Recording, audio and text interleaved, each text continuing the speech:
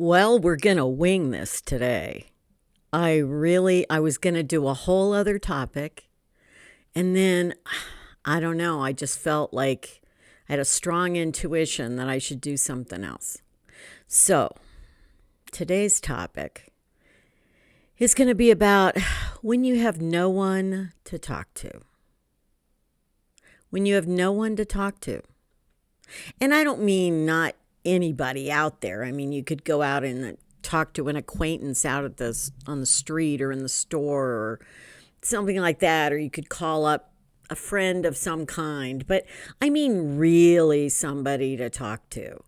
You know, this is to me one of the most challenging things about especially being an introvert and especially being somebody who is alone a lot and you don't have a wide network of friends.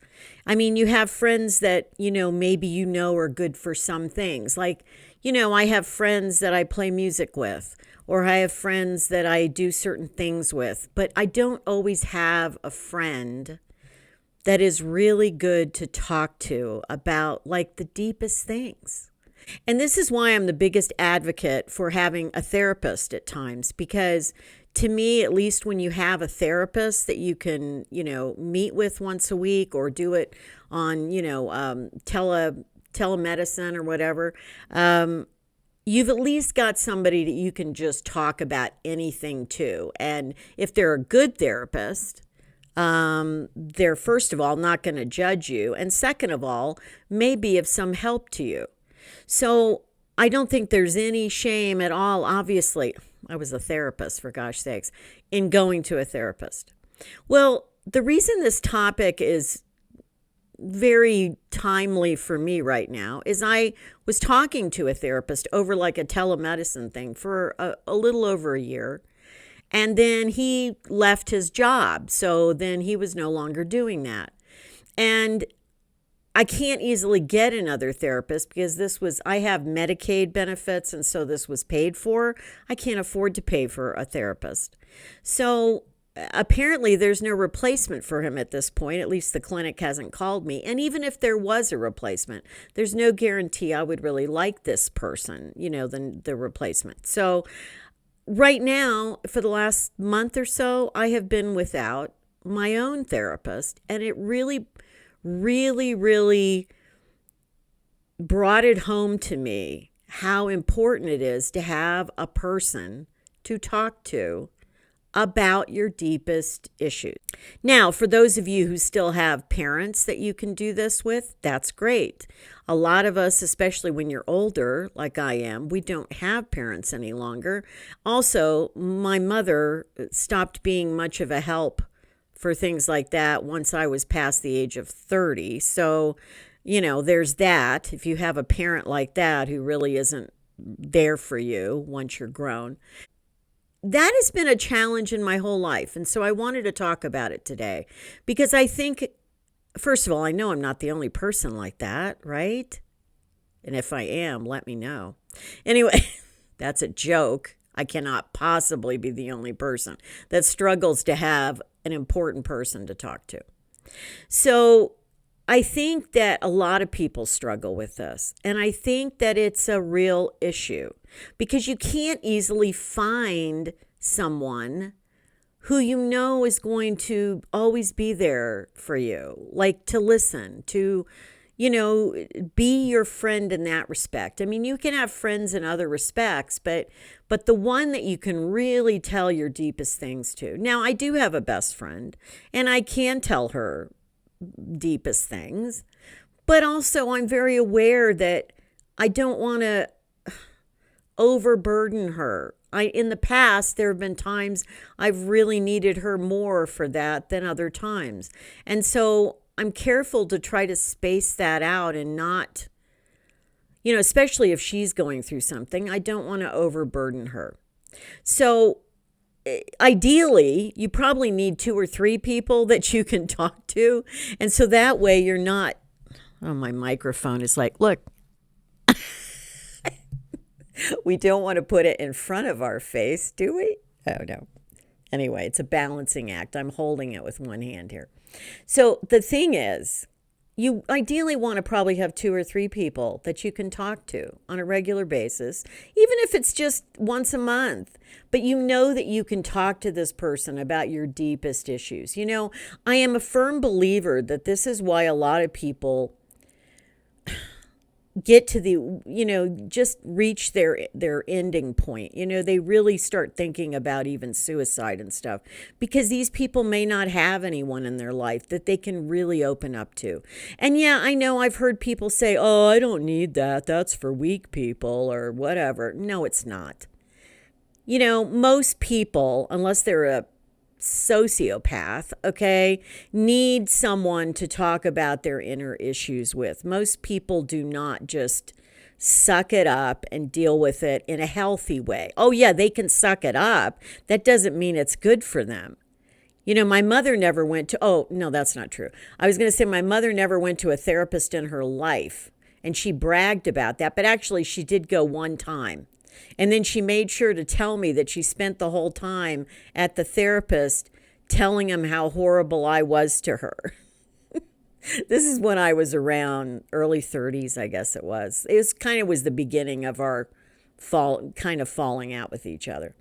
So, yeah, that's not a helpful way to go to a therapist. First of all, when you go to a therapist, you don't just blame other people. You have to be willing to look at yourself and own certain things, okay? That's part of therapy.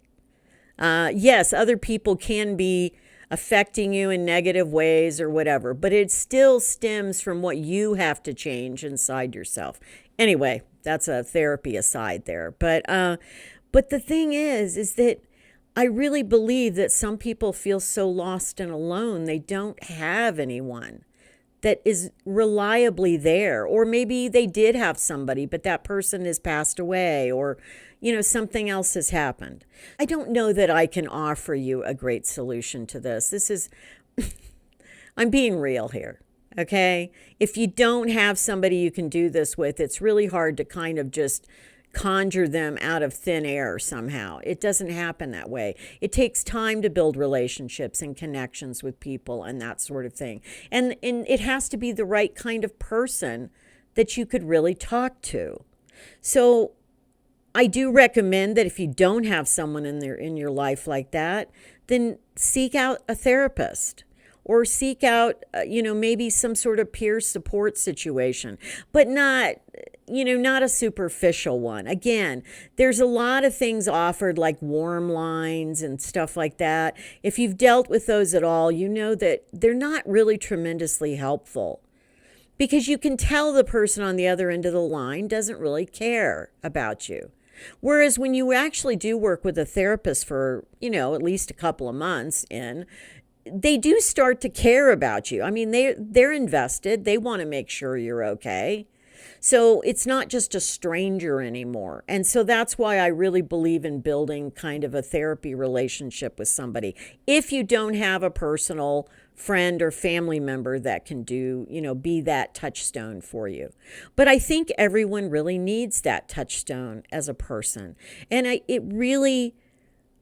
it's really just, been foremost in my mind this last month, because I realize I've really been struggling more with just dealing with things without having that weekly session where I can touch base and, get reassurance and realize that person really understands what's going on.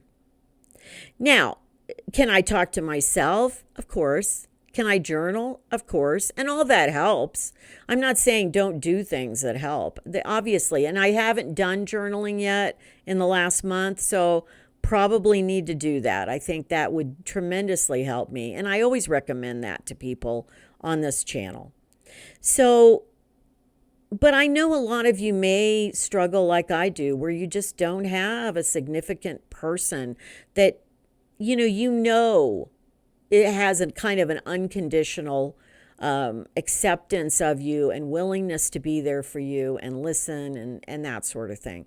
It is a challenge, especially as you grow older, to have that. Because even if you're a person with a lot of friends, as you grow older, your friends die and then they're not there anymore. So, Now, I'm okay. I'm not coming on here to tell you guys I'm not okay. I'm okay. But I have struggled a little more this last month. In my couple of days a week, I'm in much worse moods than I would normally be in. And I'm very self-aware, so I know what's going on. I know what it's about. I know I'll get through it. I've dealt with a lot of things in my life. So, but it made me think about people that maybe are more fragile, are more vulnerable, that really can't push through times like this when you don't have someone significant to talk with. So, if you're willing to share your experience with this, please comment below. I would like to hear your experience, whether good or bad or in between somewhere, about having that significant person to talk to. I'm hoping that most of you do have someone like that. But, whether you do or don't, let me know. I'll be fine. It's just tough, It's tough when I'm 69 years old. I'm not a person that really wants to go out there and make a lot of new friendships, like deep friendships. I mean, I have a lot of acquaintances and stuff, but it's tough, when you don't, if you're an extrovert and you love being around people, I'm sure it's a lot easier for you. But I will say this, people that are often extroverts don't necessarily have that kind of deeper person that they can talk more deeply with. Their relationships tend to be a little bit more on the surface, so it's a lot easier for them. But I do believe that to some degree or another, everybody needs someone, that touchstone, I call them, that you can talk with. And like I said, I do have a friend, my best friend, who I can talk to if I need to. So it's not like I don't have anyone. I just don't want to overburden her. And I do have a couple of other people that I could talk to about things, but it's not the same as having that kind of unconditional acceptance from either a therapist or a parent or something like that, or even a sibling for some people. Anyway, hope you are all doing well out there. I really do. And I'll see you again soon. Until next time, be well, be kind, and take care of yourselves.